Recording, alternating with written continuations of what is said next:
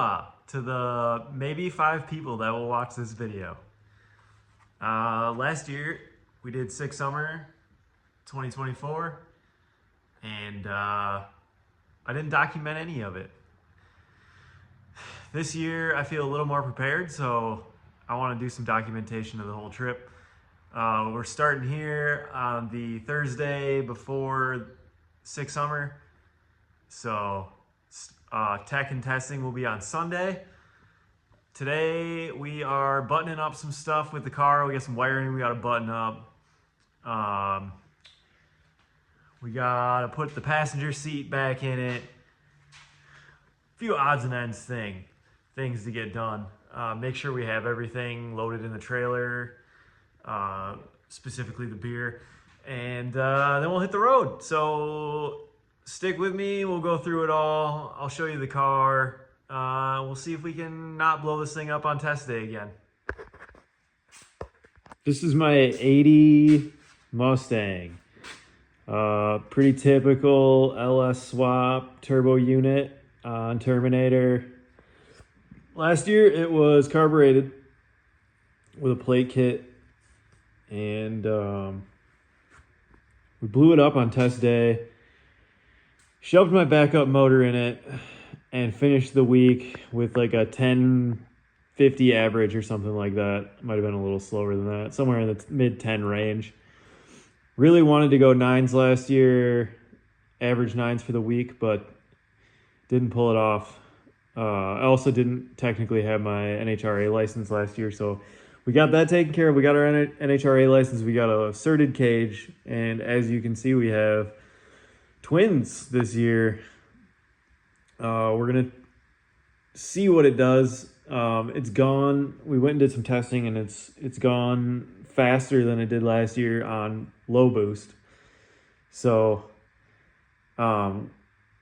we're gonna crank it up and see if we can go low 9s for the week at least. Be cool to go even faster than that, but it's kind of a learning curve. I'm not real familiar with EFI, so it's quite the learning curve for me. So we'll see how things go. Would be great to just survive it and hopefully not get rained on. It's supposed to rain next week, like 3 or 4 days. I'm really praying that does not happen. But yeah, we're gonna button up a few things, and maybe some of it will just be time lapse. Maybe some of it I'll explain, but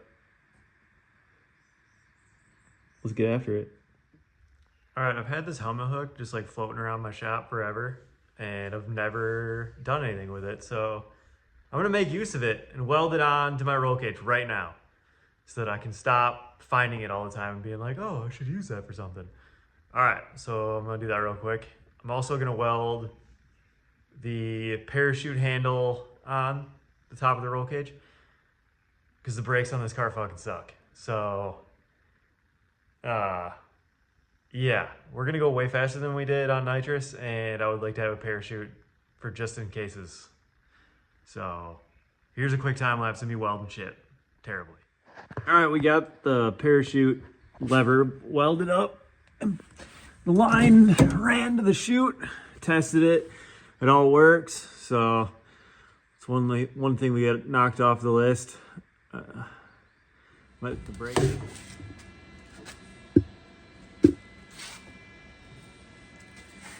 Anybody else's MIG welder torch super touchy, so you like bump it on stuff all the time and then it rages out and pisses you off because you don't know where your side cutters are?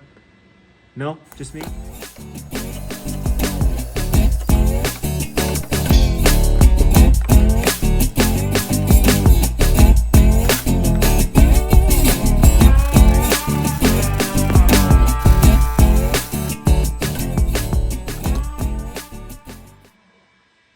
America. Parachute, cable, lever, done.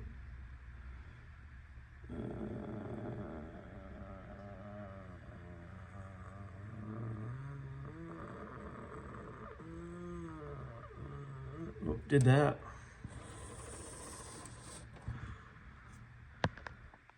Okay, back to work.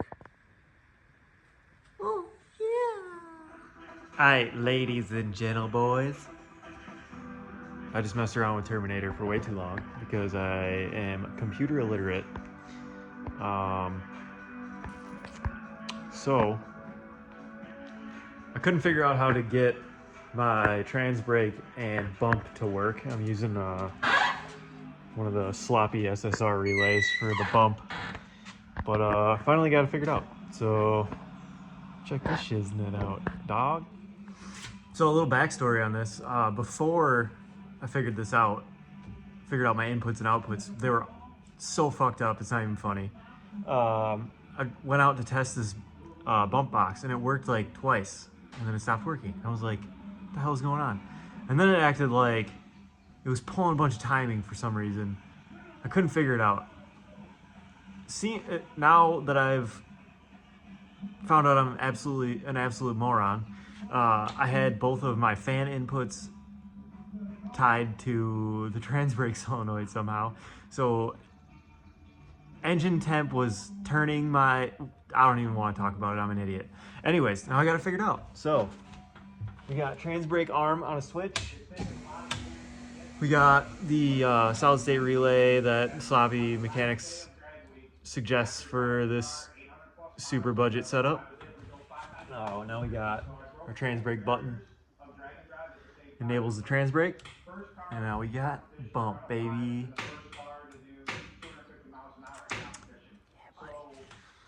Except this car won't build more than 3 pounds of the line because the converter's too fucking tight and we're probably gonna smoke the trans, and I guess you'll have to stay tuned to find out. Since I don't feel super overwhelmed this year with prepping for Sick Week, I decided to address my really shitty bumper that's on this car. It's still really shitty. It just looks mildly more presentable. Whoever had this car before me did an absolute shit job painting it. I mean, it's a race car, I get it, but I just scuffed this up and painted the bottom half of the bumper because it was all flaking paint and looked like ass and had like blue paint underneath it, and it's all cracked to shit. But we're gonna just zip stitch that spot there and shove her back on like a real gentleman. So also messing with this terrible hood somebody made. It's ass, but we're gonna make it look mildly presentable for Sick Summer, at least from 50 feet away. I'm gonna do some more backyard body work, sick repairs. I'm gonna zip stitch that cracked shitty part of the bumper right there. So don't put it on the car. I just put some Deutsch connectors on my, I don't know if you can see that. I put some Deutsch connectors on my turn signals so that I can easily disconnect the bumper, because before they were just hardwired. So watch me zip stitch this and not care.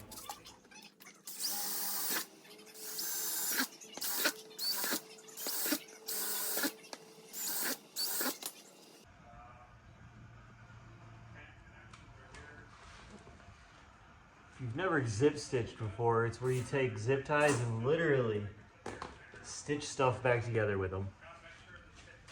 A lot of guys do it with like snowmobiles and ATVs and stuff when they crash them. But we used to do it all the time with Honda Civics and shit. We were poor and wanted stuff to look good, kinda. So here it is, the zip stitch technique.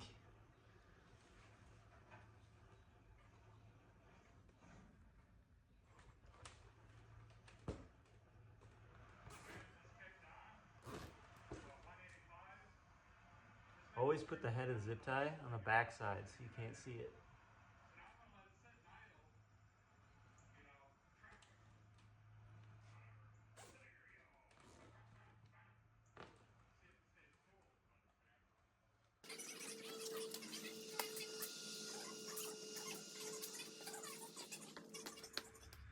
Oh, look at that. It's as good as used.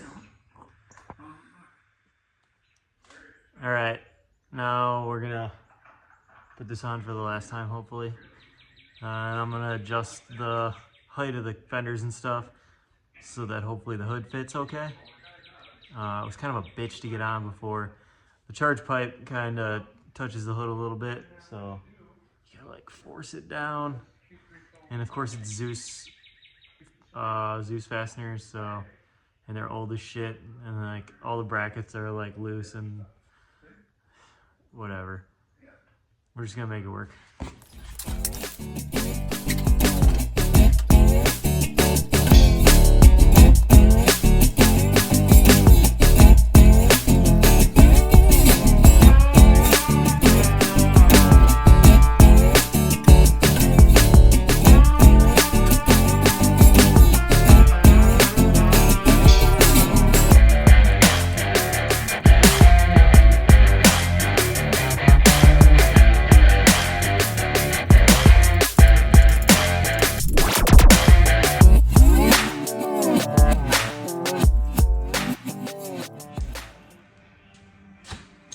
I found some more problems. I'm gonna bring you over. While I was trying to adjust that fender over there, I noticed that my downpipe was kind of lower than it usually is on that side. Grabbed the turbo and it just, whoop! Freaking V-band was loose. So I got that tightened up. I think I might have to make a support off the tube front end for that turbo. It's a lot of weight hanging off of there, so yay me. I think we're good. Definitely gonna keep an eye on that next week.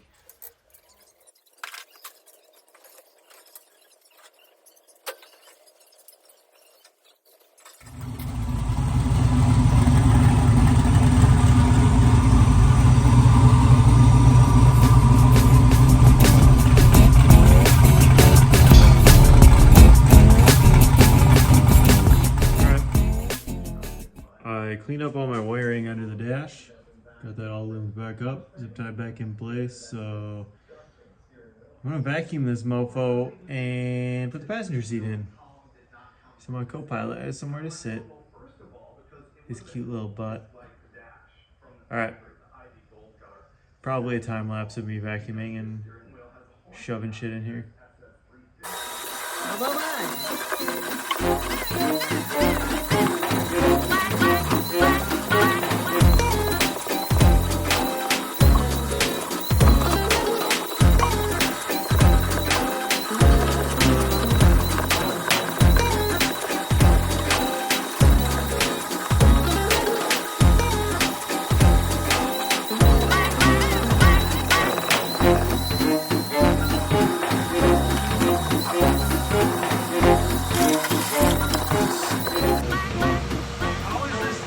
Filthy. Also, this carpet smells like, I don't even know, gear lube and fucking chicken manure, which makes no sense.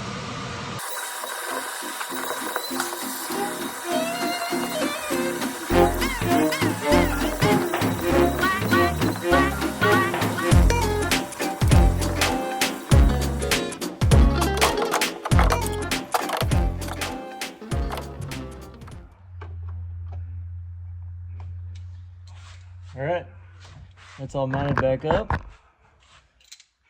Pretty solid, not over tight, so it's not gonna break it. Hell yeah. Man, she cleans up nice.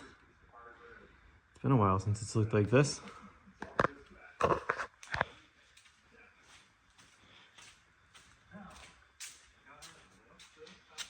All vacuumed, passenger seats in.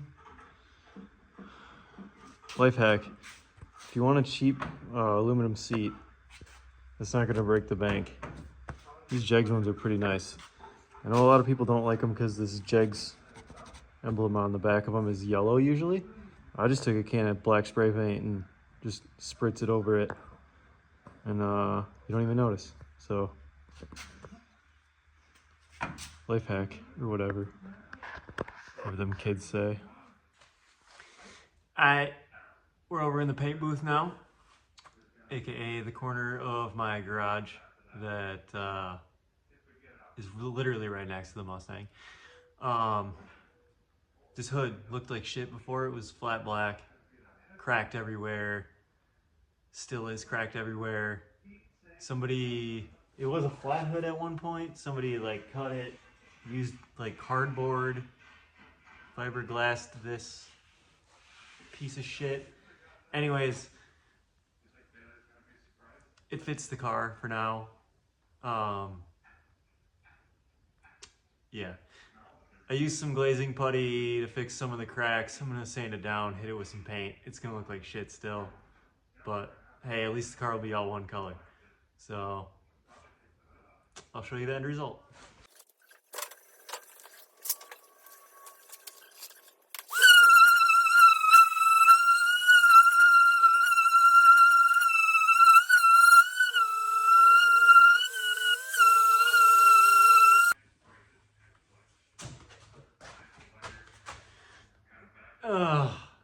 I have like one HD out of my 80 HDs that has enough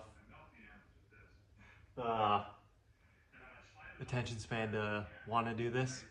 The other 79 of the 80 are like, fuck no. So this is gonna be good enough.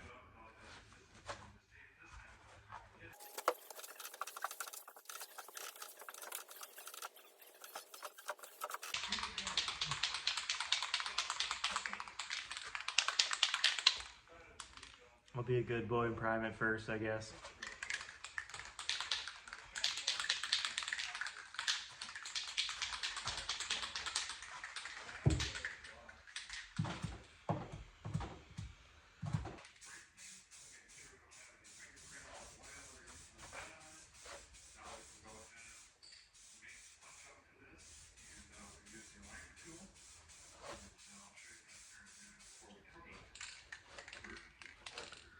I forgot how much I absolutely despise Krylon paint. Shit sucks. Buy Rust-Oleum. Fuck this shit.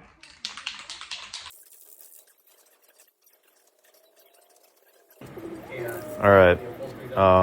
This turned out like hot fucking garbage, but I don't have time to fix it, so it's just gonna be what it is for Six Summer. I think it might look a little worse than it did when it was flat black, but you know, things happen, and hopefully I'll have time to fix it later.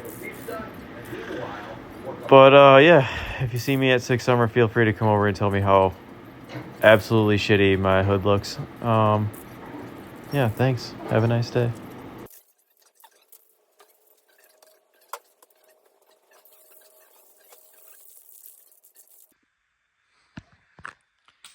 All right, here's the finished product. It's definitely a 20-footer, but it's a race car, so who cares? I also just went out and tested trans brake and bump, which I had an issue with. It was wired wrong, so the two-step was always activated even when the trans brake wasn't. So I switched that so the ground was on the right side of the switch, and now it works great. Also accidentally turned off launch retard, and now it seems to get up on the two-step faster. So it likes that timing. So we're gonna fuck with that some more tomorrow. But yeah, I'm tired. I'm going to bed. So we'll make another video of what else we do tomorrow. Hi, buddy. Good boy. Hi, buddy. What you think? What you think? Dad, you got a lot of fucking work to do still.